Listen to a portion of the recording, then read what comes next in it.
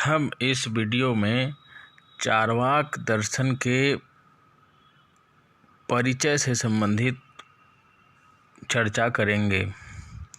वस्तुतः चार्वाक दर्शन सभी भारतीय दर्शनों के परंपरा से अलग हटकर यह एक जड़वादी या भौतिकवादी दर्शन के रूप में प्रचलित हुआ है।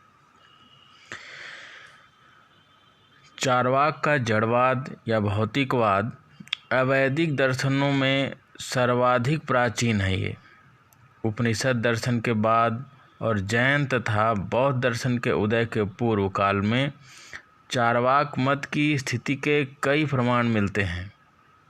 उपनिषद दर्शन का उच्च विज्ञानवाद, वैदिक कर्मकांड को ब्राह्मणों द्वारा अपनी जीविका का साधन बनाकर उसका दुरुपयोग तथा यज्ञों में पशु बलि की प्रथा उस समय की सामाजिक तथा राजनीतिक अव्यवस्था एवं अस्थिरता आदि के कारण चार्वाक मत का प्रचार हुआ। चार्वाक मत के प्रचार का या चार्वाक मत के उदय का प्रमुख कारण यह है कि जब वैदिक दर्शन अपने चरम विकास पर थे तो उनमें कुछ रूढ़ियाँ आ गई थीं। जैसे पशु बलि की प्रथा प्रचलित हो गई थी, यहाँ तक कि नर बलि की प्रथा प्रचलित हो गई थी। साथ ही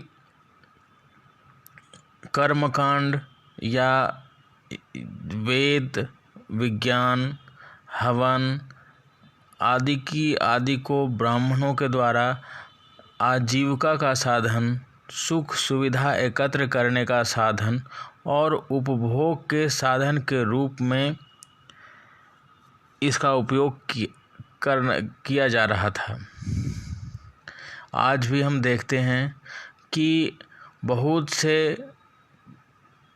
पंडित, बहुत से वैदिक और अपने आप को कोई धर्मावलंबी कहने वाला व्यक्ति आज धर्म को व्यक्तियों को सम्मोहित करने का साधन बनाते हुए लूट खसोट और धन एकत्रित करने का साधन बनाते हैं।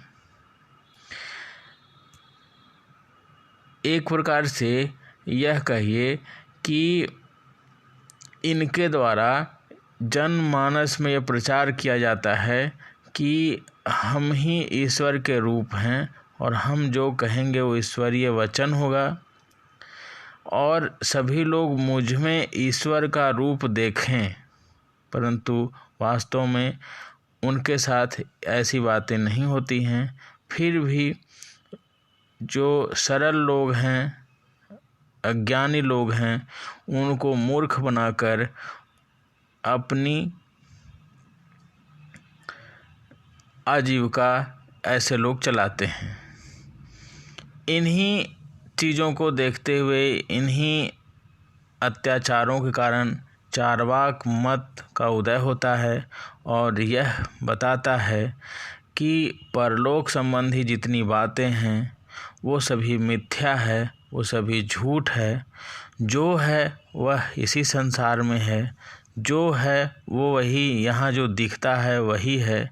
अतः आप वर्तमान में जीवन को जिएं, न कि पारलौकिक सुख की आकांक्षा में आप वर्तमान जीवन को नष्ट कर दें।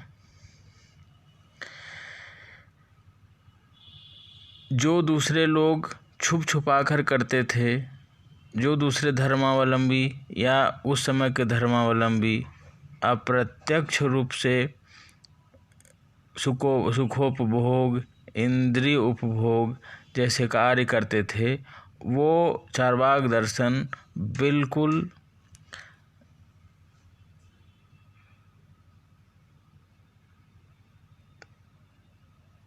सत्य रूप में, प्रत्यक्ष रूप में इसका व्यवहार करता है और लोगों को बताता है कि संसार में आप जो सुख का भोग कर लेंगे वही आपका है।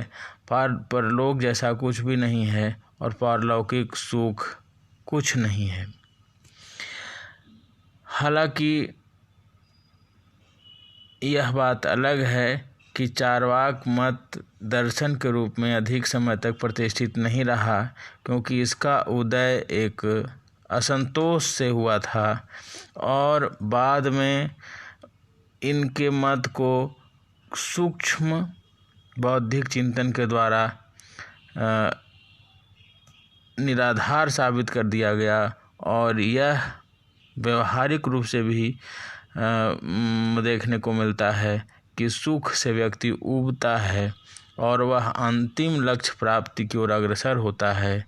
अतः परलोक को निषेध नहीं किया जा सकता, क्योंकि परलोक, ईश्वर, आत्मा और अध्यात्म ये सभी ऐसे चीज़ हैं जो मानव मूल्य को स्थापित करते हैं और नैतिक मूल्यों को स्थापित करते हैं। चार्वाक दर्शन के बाद चार्वाक दर्शन के तरह ही वेद विरोधी, कर्मकांड विरोधी, अनीश्वरवादी मत जैसे जैन दर्शन और बौद्ध दर्शन का उदय हुआ, परंतु ये दर्शन यद्यपि परलोक और परलोक से संबंधित रूढ़ि पूर्ण बातों को नकारते थे, लेकिन वो अध्यात्म के सूत्र को पकड़े रहे और नैतिक मूल्यों का प्रतिपादन किया, जिससे चार्वाक दर्शन प्रतिस्थापित हो गया इन दर्शनों के माध्यम से। इस चार्वाक दर्शन के प्रथम आचार्य बृहस्पति को माना जाता है।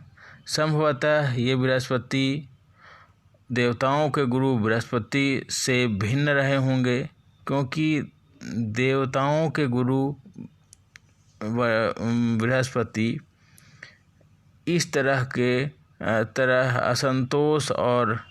असंतोष से उपजी हुई भावनाओं से किसी दर्शन का प्रतिपादन नहीं कर रहे होंगे। इसलिए यह माना जाता है कि बृहस्पति कोई अलग व्यक्ति रहे होंगे। कुछ विद्वानों का मानना है कि ये सूर्य गुरु अर्थात देवताओं के गुरु ही थे, परंतु छद्म रूप से असुरों के बीच इस मत का प्रतिपादन किया ताकि असुर अपने आध्यात्मिक उन्नति से विमुख हो जाएं और अंत में नाश को प्राप्त हों।